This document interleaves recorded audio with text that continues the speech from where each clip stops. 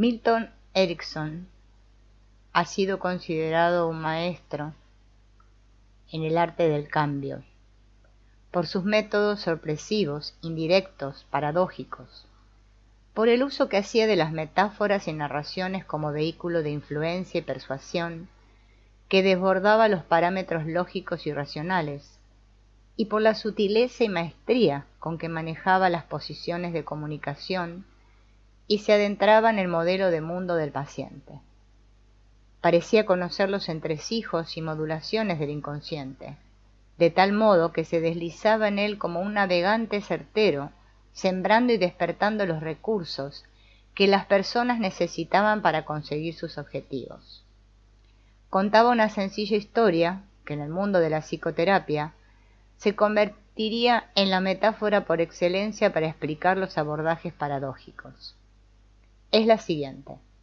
Cuando era joven, su familia vivía en una granja y cierto día se encontró a su padre ante la puerta del establo empujando con toda su fuerza al burro por las bridas para que entrara en el establo. El burro, terco como tal, permanecía impasible, como un resistente pasivo en empecinada oposición. Erickson solicitó permiso a su padre para intentarlo con sus propios métodos. Se acercó al burro por atrás y tiró fuertemente de su cola, ante lo cual el burro, manteniendo su oposición, simplemente entró en el establo, cumpliéndose así la tarea. Esta historia contiene la semilla de ciertas sugerencias útiles en psicoterapia. En primer lugar, el hijo simboliza lo nuevo, nueva savia, creatividad y perspectivas originales. Introduce una forma de pensar y operar en la situación que desborda los parámetros de la lógica lineal y del sentido común, sustentado en la idea elemental de que una fuerza aplicada debidamente vence una fuerza contraria. El padre, por el contrario, simboliza lo viejo y caduco, el pensamiento cristalizado y la operatoria rutinaria. Aunque conseguir mejores resultados que los padres pueda generar dosis de culpa, los viejos problemas son contemplados por Erickson con perspectivas nuevas. Del mismo modo, los pacientes avanzan al tomar nuevos encuadres y puntos de vista de su realidad. Empujar por la cola supone una atrevida acrobacia lógica que resulta eficaz por esto, y aunque los viejos paradigmas se aferren a su estabilidad aún con la evidencia de sus limitaciones, generar nuevos modelos es un reto que debemos asumir en la medida que posibilitan opciones más eficaces. La historia expresa de manera muy comprensiva la rentabilidad de no enfrentarse a la resistencia, creando un circuito de fuerzas polarizadas, sino más bien aliarse con la misma, incrementándola incluso en lugar de plantear un tour de force en el que el terapeuta deba proclamarse vencedor. Cualquier terapeuta sabe que el paciente quiere cambiar por lo menos tanto como quiere conservar su status quo, la problemática y el sufrimiento. Si el terapeuta empuja con demasiado ahínco en la dirección del cambio, le corresponderá al paciente el esfuerzo de retener su problemática. Entonces, ¿no es absurdo una situación terapéutica en la que el terapeuta quiere que el paciente cambie mientras éste se aplica aún en no hacerlo y conservar su situación? En términos gestálticos, las resistencias son asistencias, o sea, recursos y opciones de la persona que también deben ser integrados. Se muestra el poder del pensamiento paradójico y la eficacia de las intervenciones terapéuticas centradas en recetar los síntomas como medida de resolución, desalentando los cambios, señalando la pertinencia de mantener los síntomas, prescribiéndolos cuando el paciente pretende eliminarlos. Se articula un desequilibrio en el planteamiento opositor o de control del paciente, así como en la función y beneficios obtenidos por los mismos.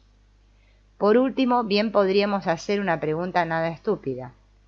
Es evidente que padre e hijo han mostrado sus recursos, pero ¿qué pasaría si ahora llegara el nieto y pidiera su turno para encarar al burro frente al establo? Imaginemos que toma la siguiente opción. Se sienta a meditar y desarrolla un profundo respeto por el destino del burro y una amorosa y profunda indiferencia por aquello que el burro haga. confiando en que un burro libre de enganches interpersonales con su amo simplemente hará lo mejor para sí y seguirá el curso de su propia naturaleza sabia de burro, lo cual lo llevará directamente al forraje del establo.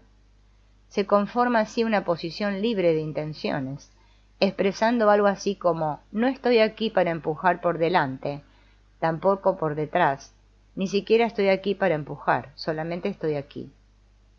¿Quién de los cuatro, padre, hijo, nieto o burro, es gestaltista? Quizás todos, quizá ninguno. He presentado la metáfora del burro frente al establo a modo de sentido organizador, para ilustrar algunas maneras diferentes de entender la relación terapéutica. A continuación me centraré en las ideas de esquema interpersonal y escenario interpersonal. Perfilaré algunas de las herramientas disponibles del terapeuta para abrirse camino en los avatares de la relación terapéutica. Tomaré posición de simpatía por el cambio de segundo orden, aquel que trastoca el escenario interpersonal habitual del paciente y, con suerte, también del terapeuta a través del impasse, implosión y explosión, según la conceptualización de Peirce.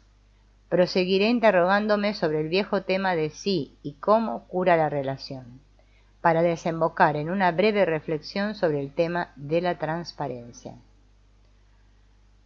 Llevamos impreso en nuestro cuerpo una definición de quiénes somos, y a partir de ella, a modo de libretos, activamos ciertos esquemas o engarces interpersonales, ciertas propuestas de relación que incluyen la definición, lugar y función del yo y del tú o el otro, configurándose así un escenario interpersonal favorito en el que nos sentimos cómodos porque resulta familiar. Dicho escenario tratamos de recrearlo una y otra vez, aunque desemboque a menudo en sufrimiento o frustración. Estos esquemas o engarces se activan inmediatamente cuando entramos en relación, definen nuestras relaciones y son contextuales, es decir, en ciertos contextos y con ciertas personas se activan de una manera específica. En algunos contextos uno se pone de superior y fuerte, y en otros de inferior y débil, por ejemplo, aunque en distintos momentos con las mismas personas también pueden cambiar las posiciones. Todo esto ocurre más allá de lo verbal e incluso más allá de la voluntad e intenciones de las personas. Ahora estamos con el paciente y nos ponemos frente a lo que dice y cómo lo dice, es decir, el contenido y la forma, el discurso y la relación, y nos sensibilizamos a su particular forma de presentarse a cada momento. Entonces, desde la perspectiva de los esquemas interpersonales y de la relación, el terapeuta se pregunta: ¿para qué se pone así ante mí? ¿En qué lugar me siento yo empujado a ponerme? ¿A qué me invita la propuesta de relación del paciente? ¿Qué esquema de relación está activando para involucrarme en él? ¿Qué lugar quiere que ocupe y cómo quiere que responda? El terapeuta también se preguntará: ¿por qué o para qué hace esto? ¿Cómo? ¿Dónde aprendió a ponerse así en la relación? ¿Cuáles fueron las relaciones primeras? ¿Dónde están los modelos? El terapeuta se hace las preguntas que corresponden a sus suposiciones sobre qué es relevante en terapia, en la relación terapéutica y en el funcionamiento de las personas. Vemos entonces cómo un paciente que se presenta como dependiente o infantil trata de activar en el terapeuta una posición complementaria de maternaje y cuidados. Otro que se muestra narcisista y autoencantado buscará la activación de respuestas aduladoras o seducidas o masoquistas, satisfecho de un tú que ocupa tan poco espacio, tan inexistente. Aquel que se pone como extraviado demanda guía y un posicionamiento de seguridad y de autoridad por parte del terapeuta. El perfeccionista, escondiendo su propia desesperación y pequeñez, demanda el ardid imposible de que un pequeño, desgarbado y falible terapeuta tome en sus brazos a un coloso de piedra.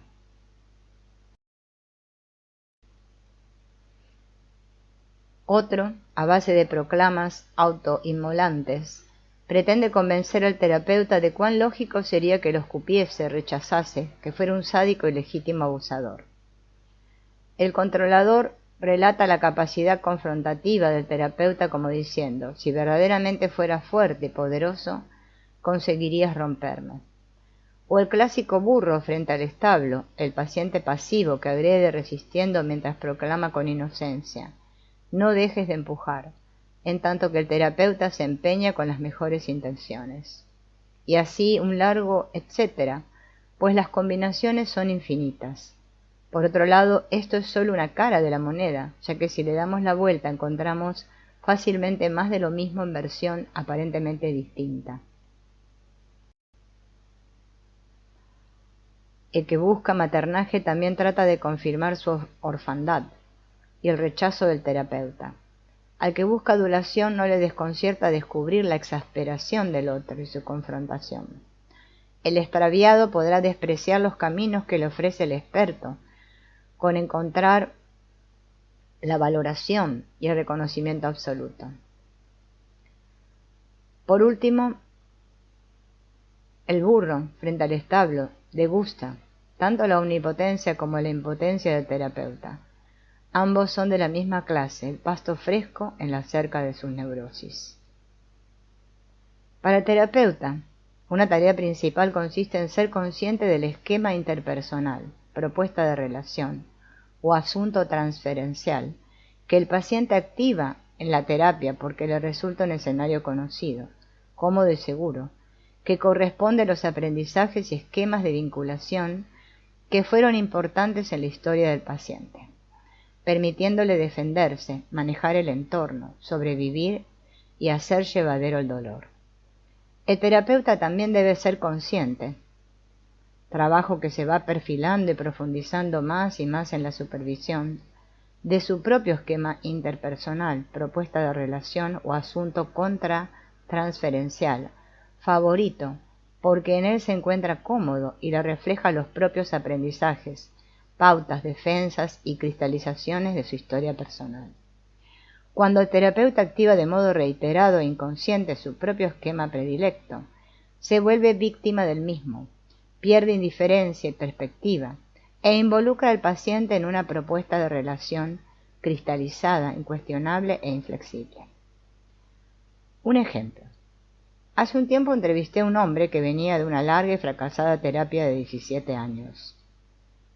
Al preguntarle sobre qué hubiera esperado conseguir y qué habría tenido que pasar para considerar exitosa la terapia, me confesó que su único objetivo era llegar a tener una pareja, y que cada vez que con la terapeuta se daban cuenta de que esto no estaba ocurriendo, decidían alargar la terapia para darse más tiempo en pro del mismo objetivo.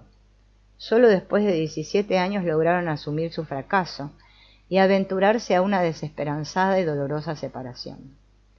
A medida que me iba contando su historia, se me hacía más claro el absurdo perfil que a veces toman las cosas y cuán imposible era el objetivo que se habían planteado en la terapia. En verdad, este hombre sí había conseguido su objetivo, a saber, tener una pareja, ya que resultaba evidente que estaba emparejado con la terapeuta. Lo extraño era que desde ahí pretendiera una pareja para su vida. Me resulta inconcebible pensar que esto ocurriera sin que en algún lugar la terapeuta también se sintiera pareja del paciente. Mientras supongo que trataban de abordar los problemas referidos a tener o no pareja, en torno a otro nivel mantenían incuestionable un libreto interpersonal que rezaría más o menos así: tú me tienes a mí mientras yo te tengo a ti, ambos nos tenemos, y ambos nos esforzamos para simular que trabajamos para un objetivo que sabemos imposible. Cuando un joven camina hacia la independencia y la autonomía, el mal menor ocurre cuando le duele, o le hace sentir culpa, o lo confronta con una autodesidealización. El mal mayor se da cuando la madre extiende sus silenciosos y penetrantes tentáculos para seguir poseyéndolo. Así es también en la terapia. Toda terapia topa con el límite en que confluyen los intereses inconscientes y por tanto no cuestionados del terapeuta y del paciente. El terapeuta deposita en el paciente ciertas funciones que éste debe cumplir porque se acomodan al escenario interpersonal favorito del terapeuta, y si el terapeuta es totalmente ciego y compulsivo en este aspecto, el paciente solo podrá liberarse del esquema interpersonal del terapeuta, dejando la terapia, pero no dentro de la misma. La relación terapéutica corre el riesgo de estereotiparse y perder creatividad, frescura y sentido de la sorpresa.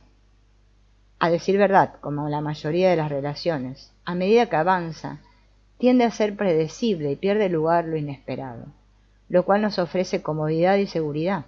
Pero cuando en la relación terapéutica se fija un cierto estereotipo o escenario interpersonal, ya no se logran avances determinantes. Pensemos, por ejemplo, en el terapeuta que necesita mantener sí o sí, o sea, compulsivamente, una posición de madre comprensiva, la cual invitará a sus pacientes a convertirse en niños quejosos. Un terapeuta en posición de gurú sabio desencadenará en sus pacientes el complementario de seguidores estúpidos y dependientes, o el simétrico de aprendices de gurú sabio. Otro, en posición de omnipotente, fomentará la impotencia del paciente. El que se pone de desnutrido y carente desarrolla la posición grande y parentalizada del paciente, etc. En general, toda la gama de posiciones, si son fijas, estabilizan y cristalizan un status quo relacional que no admite posibilidades nuevas. Es frecuente en supervisión que el terapeuta comprenda que sus atascos y líos en la terapia corresponden a sus propias pautas y urgencias de vinculación, y que éstas hacen desembocar la terapia hacia el impas, la pesadez, el fracaso, o con suerte, en el reconocimiento de sus límites. En el caso que el terapeuta esté más o menos libre de sus esquemas interpersonales compulsivos, o con suficiente comprensión para manejarlos, está en disposición de percibir y atender mejor el esquema interpersonal del paciente con flexibilidad y opciones suficientes. A ello ayuda a recordar que el terapeuta está de paso y que es bueno que no se sienta alguien demasiado importante para el paciente. Por esto pienso que a los terapeutas nos conviene hacernos a menudo la siguiente pregunta: ¿qué suposiciones puedo o no cuestionar acerca de quién soy yo para el otro o acerca de quién es el otro para mí? Retomando la historia del burro frente al establo, se pueden determinar para el terapeuta por lo menos las 3 opciones ya descritas y algunas más. Activación o respuesta complementaria a la invitación del paciente. O sea, empujar hacia adelante. Tomemos al paciente resistente pasivo o pasivo-agresivo. El paciente se planta ante el terapeuta y su libreto no explicitado dice: no me moverán, lo cual quiere decir yo no me moveré y tú tratarás de moverme. En su historia fue reiteradamente vencido y obligado una y otra vez, se rompió su voluntad, quedándole la única victoria posible de su pasiva oposición y fría resignación.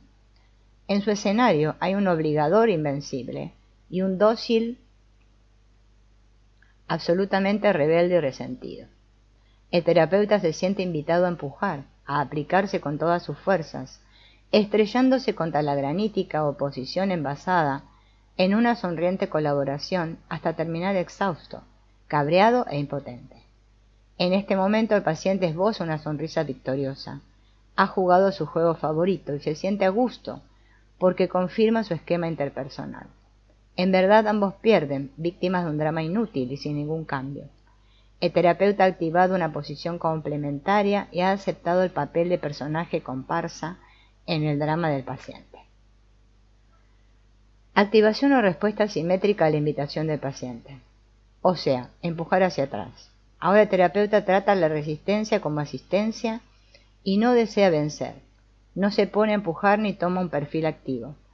Le da todo el espacio a la resistencia y ésta, una vez delatada y amplificada, ya no puede resistir. Ya no puede seguir ejerciendo su función. Ahora, cuando el paciente invita a tú tienes que moverme, el terapeuta se queda pasivo, en posición simétrica, casi robándole el rol al paciente, y manda el siguiente mensaje: no te aconsejo moverte, o efectivamente no te muevas, o respeto tanto tu talento para oponerte y para la pasividad. Paradójicamente, si el terapeuta incentiva la oposición del paciente, éste solo podrá oponerse moviéndose y dejando de resistir. Para seguir oponiéndose dejará de oponerse, desde luego. Ahora el terapeuta compite por la pasividad e inmovilidad, no asume la invitación del empujador, con lo cual el paciente con suerte se movilizará o bien asumirá él el papel de exasperado y cabreado, exigiéndole al terapeuta que haga algo. Es el escenario al revés, el paciente empujando al terapeuta que se resiste a hacer nada. Ahora el terapeuta no asume la posición propuesta por el paciente, más bien se iguala a él, lo cual sacude al paciente en su posición preferida, aunque no cambia el esquema. Cambian las posiciones dentro del esquema y quizás el paciente logre más conciencia de sus preferencias interpersonales y de sus límites. Pura indiferencia amorosa. Esta tercera opción es la más difícil, pero también la más curativa y la que facilita más cambios, porque es la más frustrante y la que más desequilibra el sistema y los patrones del paciente. Es la actitud de la indiferencia y el desapego del terapeuta, algo así como: yo no estoy aquí ni para empujar ni no empujar. Este no es mi juego. ¿Ahora qué? Yo no estoy aquí para hacerte de padre ni de hijo, no estoy aquí para jugar este juego. ¿Ahora qué? No se trata de empujar al burro, ni por delante ni por detrás, pues al fin y al cabo, ¿qué le importa al terapeuta dónde vaya el burro o lo que decida hacer? El terapeuta respeta el destino del burro, sea el que sea. ¿Qué le importa al terapeuta el burro del paciente? El burro como fijación, como diseño estereotipado, acerca de la realidad y las relaciones. Si el terapeuta permanece centrado e indiferente, desinteresado de jugar al burro del paciente, quizá éste se interese más en bajarse del burro, dar el brazo a torcer y activar otros esquemas interpersonales centrados en la actualidad y realidad de la relación. Aquí sí que habría un cambio profundo o un cambio de otro nivel. Se resquebraja el escenario interpersonal del paciente y el terapeuta no juega. Esto genera suficiente vacío y suficiente confianza como para activar las fuerzas de la salud y transitar el impas y asumir los riesgos. En términos de la conceptualización gestáltica, la pura indiferencia frustra los clichés y juegos favoritos. Ahí llega el impas, la desestructuración, incomodidad y temor, que genera la energía para incursionar en el vacío y el dolor y transitar hacia la explosión de lo nuevo y bien anclado en lo organísmico. Ahora ya no se trata de pequeños cambios en el decorado del escenario, sino un cambio de escenario, un cambio más fuerte y profundo. Ahora dirijo yo. Milton Erickson contaba la historia de un ladrón que en la calle asalta a su víctima y le dice: «Deme todo el dinero». Lo que cabe esperar es que la víctima saque su cartera y entregue el dinero. Pero, ¿qué ocurre si tiene respuestas desacostumbradas o sorprendentes del tipo: «¿Qué hora es exactamente?», o «Hace 2 años enterramos a la abuela», o «¿Qué signo del zodíaco es? ¿Sabe? Soy astrólogo», etc.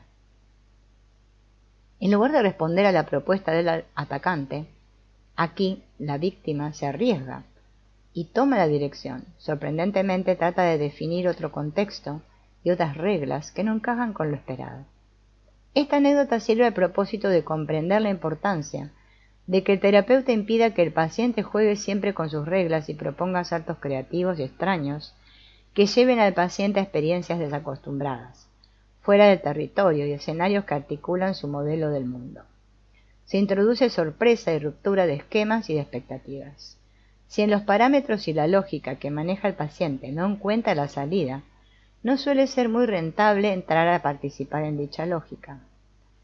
Mencionemos como un ejemplo a Giorgio Nardone, que en el contexto de la terapia estratégica ha creado protocolos específicos que cumplen la función de desactivar las soluciones que el paciente intenta para resolver sus problemas y que acaban por mantenerlo.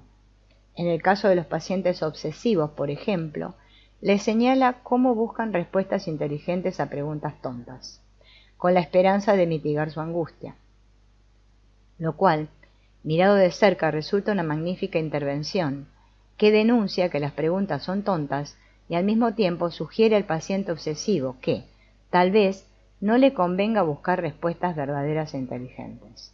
Por tanto, no se trata de colaborar con el paciente buscando respuestas aún más inteligentes que tranquilicen su arista ansiosa, sino que el terapeuta reducirá al absurdo los parámetros del paciente, optando por otra clase de absurdos más interesantes. En este caso, descubrir la notoria estupidez de las preguntas. Concluyendo, resulta muy sensato que el cociente de creatividad y flexibilidad sea superior en el terapeuta. Al hilo de lo que vengo desarrollando podemos sintetizar la tarea y la influencia posible del terapeuta en 4 aspectos. El camino de la conciencia, o a eso juegas. El terapeuta trata de que el paciente comprenda sus modos y patrones de vincularse y relacionarse. A partir de sus comprensiones de la relación señala al paciente: a esto juegas, de esta manera lo haces. Lo hace a veces facilitando que el mismo paciente se dé cuenta de sus pautas, con el soporte de lo que va ocurriendo en la propia relación terapéutica. El paciente comprende cómo lo hace, incluso cómo aprendió a hacerlo de este modo, y qué beneficios saca con ello. Se confía que la comprensión y conciencia actuará de elemento reorientador. El terapeuta trabaja para que el burro tome conciencia de cómo se resiste. El camino de la asistencia y la reparación, o intercambiando jugadores y posiciones. Según mi observación, la mayoría de los pacientes buscan la mejoría a través de obtener una compensación y no a través de la renuncia. En algunos talleres grupales he planteado el siguiente trabajo. Tomando representantes para cada persona de tu familia, construye una escena que a modo de símbolo consiga hacernos entender tu problemática de fondo, y dale una frase a cada miembro que explique su posición y vivencia en la familia. Luego pregunto, ¿cómo arreglarías esto? E invariablemente las personas pretenden arreglarlo compensándose, es decir, si la madre no les quiso ahora, les ha de querer. Si el padre era débil, ahora tiene que ser fuerte. Si la madre era invasiva, ahora será respetuosa. Y les entiendo a todos, nos gustaría que las cosas fueran exactamente como corresponden a nuestros deseos. También sé del poder de las vivencias y las escenas reparadoras o restauradoras, poner amor donde hubo distancia, ternura donde hubo violencia, el abrazo donde el amor fue cortado, etc. Esto genera nuevas experiencias en el corazón y cierra gestas pendientes. Ahora bien, voy a sostener que la compensación y la reparación es dulce, pero no es la curación. Me parece más curativo cuando la persona integra y respeta su historia y renuncia a la idea de que las cosas tendrían que haber sido de otra manera, y por tanto a buscar compensaciones conforme dicta su escenario interpersonal.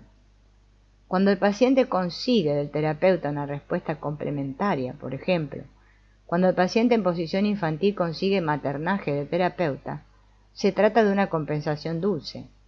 Si no la consigue y encuentra una respuesta más simétrica o de rechazo, se trata de una frustración, pero también dulce porque sigue remitiendo al mismo escenario que el paciente tiene interiorizado.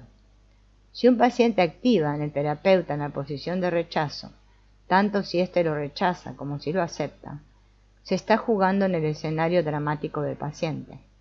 La curación sería más bien renunciar a dicho escenario, tomar distancia y desarrollar otras pautas de vinculación. El terapeuta empuja al burro por delante o por detrás, recreando su escenario preferido con la esperanza de que haya movimiento y cambio. En este caso se trataría del cambio de primer orden. Se producen cambios y alternancias en el sistema. La homeostasis positiva o negativa produce equilibrios o desequilibrios, y esto está bien y puede ser jugado durante un tiempo. Sin embargo, mantiene el sistema invariable. En el terreno de juego se intercambian jugadores y posiciones, y a menudo esto es vivido como un cambio dulce y agradable, por lo menos durante un tiempo. El camino de la creatividad, o vamos a jugar en otro campo. Si a ti te interesan los reptiles, a mí los mamíferos, si los problemas del paciente se centran en el deporte de ping-pong, por ejemplo, el terapeuta evita dicho deporte y le enseña al paciente los entresijos del golf o del patinaje, etc. Esta influencia es muy frustrante porque se centra en generar posibilidades y evita las dulces compensaciones o frustraciones que el paciente desea. El camino de la indiferencia y creativa, o yo no juego, la dinámica de los opuestos y de las posiciones, queda estrecha frente a la profundidad de la indiferencia, que viene a decir algo así como ¿y qué me importa? O yo no juego. Me basta con mirar el alma en tus ojos. Esta es una influencia verdaderamente frustrante, no una simple frustración dulce. El terapeuta asiente a las cosas tal como son. Este es otro nivel que siembra la base para que el paciente recolecte un cambio por renuncia, dando el brazo a torcer. Un cambio de segundo orden, profundo. Quedan en entredicho, relativizados los viejos escenarios, y cambia el sistema. Ahora el terapeuta no empuja nada ni toma parte. Entonces, ¿cura la relación? La relación terapéutica cura en tanto matriz de conciencia, creatividad, nuevas experiencias y aprendizajes y encuentro humano y libertad. Y enferma en tanto faltan estos ingredientes. Sirve cuando abre posibilidades y es inútil si solo recrea los viejos escenarios interpersonales del paciente en versiones solo en apariencia distintas. En mi opinión, uno de los principales recursos para el terapeuta es conocer, darse cuenta de sus principales exigencias y preferencias interpersonales y sentirse tan paciente e involucrado en su propio conocimiento y cuestionamiento como lo espera del paciente. De este modo, el terapeuta no solo camina por el espacio terapéutico, sino que también lo sobrevuela. Así tiene una perspectiva más abarcativa. No solo ve el próximo paso, sino la naturaleza de la danza y el retrato que conforma la relación con el paciente, y está en condiciones de iluminarlo y manejarlo mejor.